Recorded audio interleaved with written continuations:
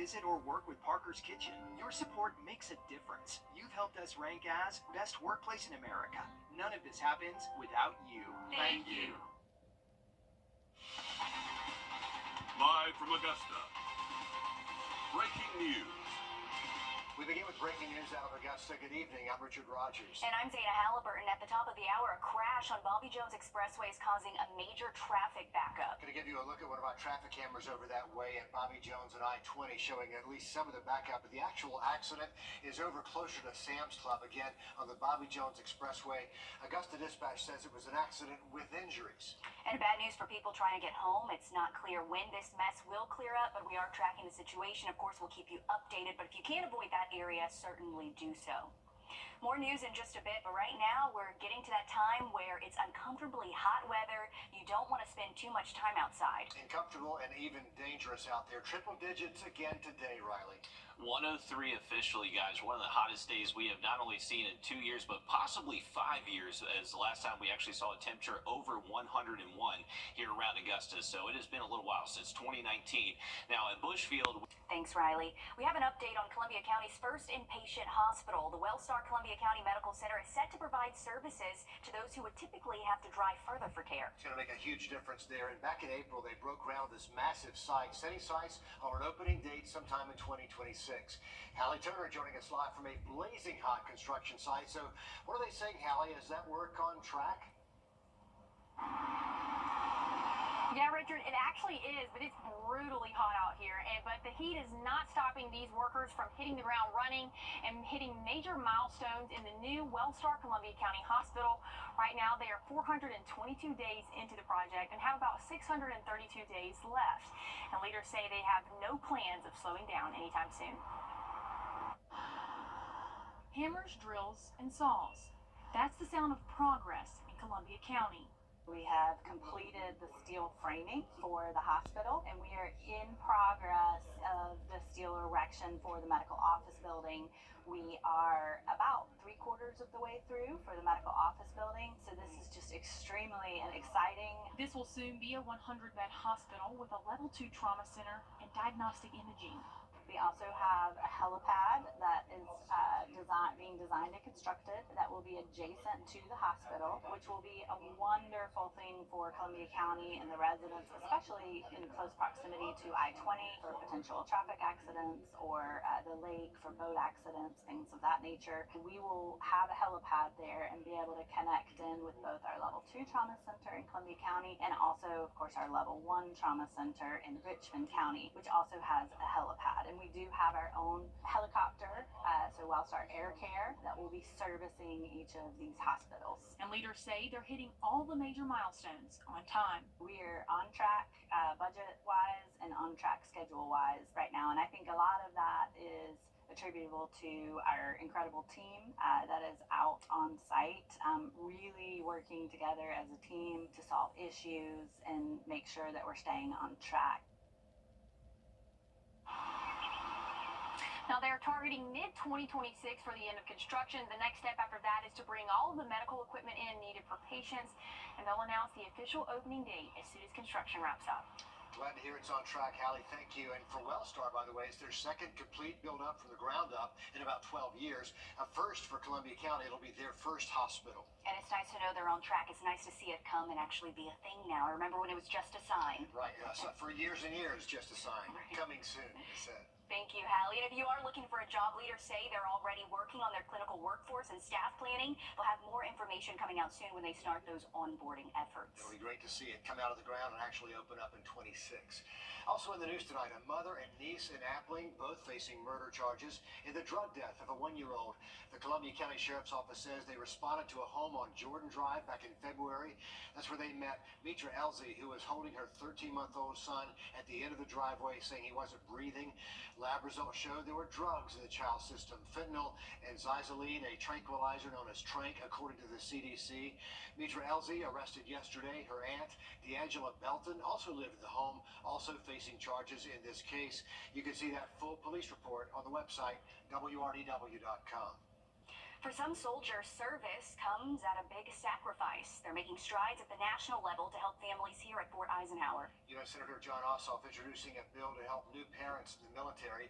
Sydney Hood sits down with one Army wife who is happy to hear it.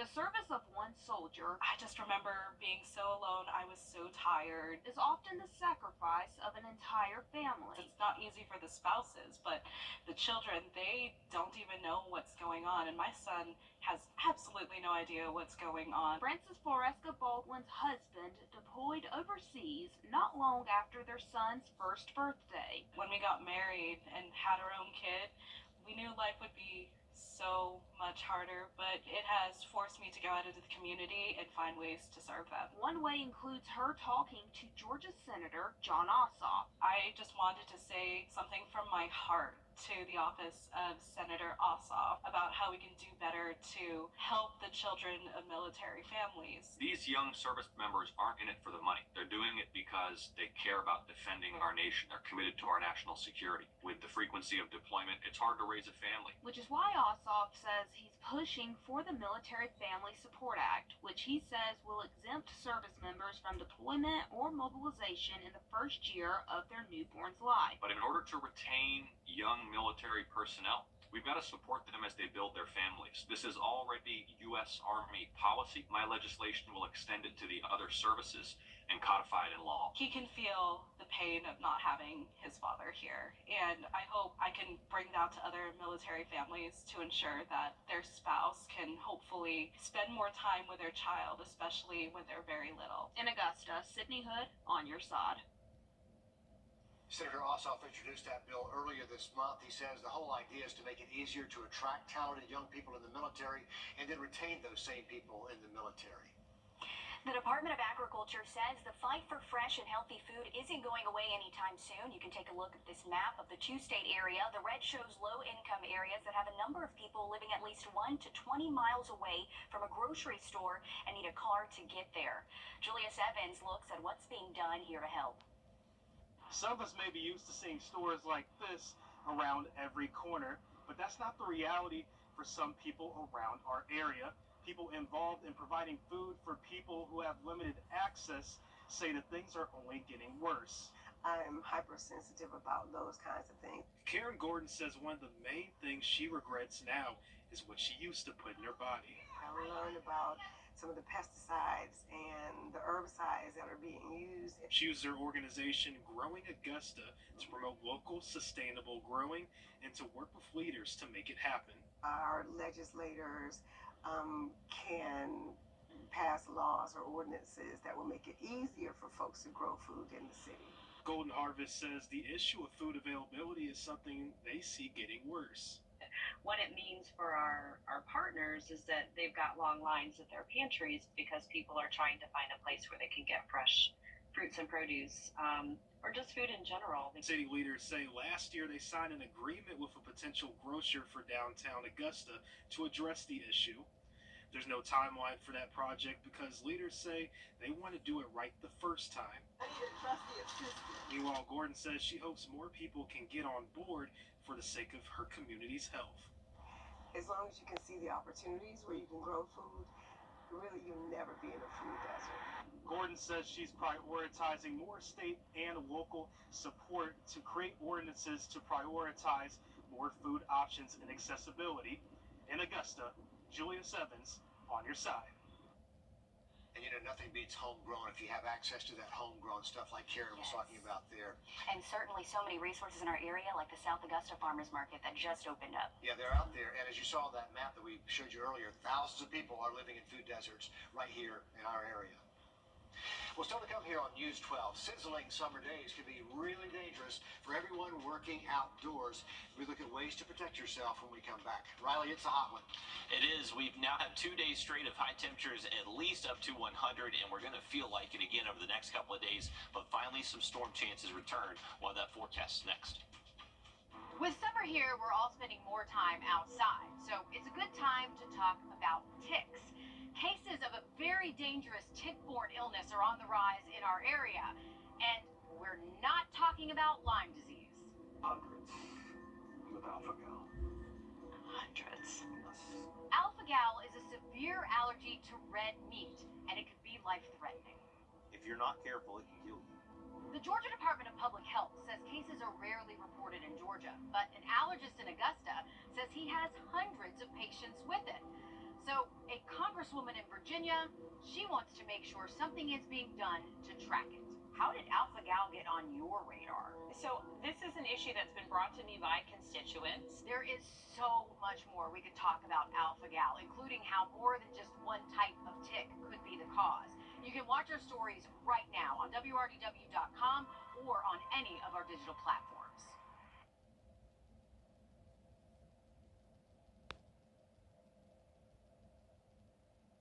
Time and temp, brought to you by your First Alert weather team. George St. Entry. Time and temp, brought to you by your First Alert weather team. George St. Entry. Riley, thanks a lot. As he just mentioned, we're hovering around 103 degrees for another day, and that heat can be really dangerous for people working outside. Audrey Dickerber explains what to watch out for. The difference between going from inside to outside is like night and day. When you step outside, you instantly start sweating. So when you have a job that requires you to be outside all day, doctors warn that it could potentially be dangerous if you're not taking the right precautions. When temperatures rise, so do your chances to suffer from heat-related illnesses. For what we see, tend to relate very well with the heat index. So kind of the heat in relation to the humidity, any breezes, whatnot. As that goes up, we get more heat injuries, and it tends to overall just kind of correlate to that temperature. Around this time, he says they'll see patients with dehydration, fatigue, heat exhaustion, heat syncope, and sometimes even heat stroke. Heat stroke is a big deal. That's kind of, for lack of better terms, how your brain is actually cooking.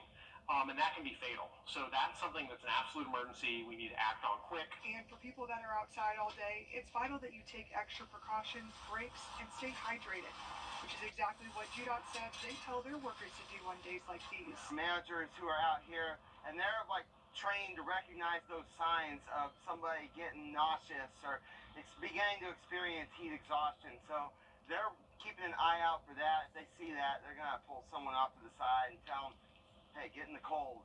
Go get some water. It is supposed to continue to be hot throughout the rest of the week, but there is a chance of rain, so hopefully that'll cool everyone off. In Augusta, Audrey Dickerber, on your side.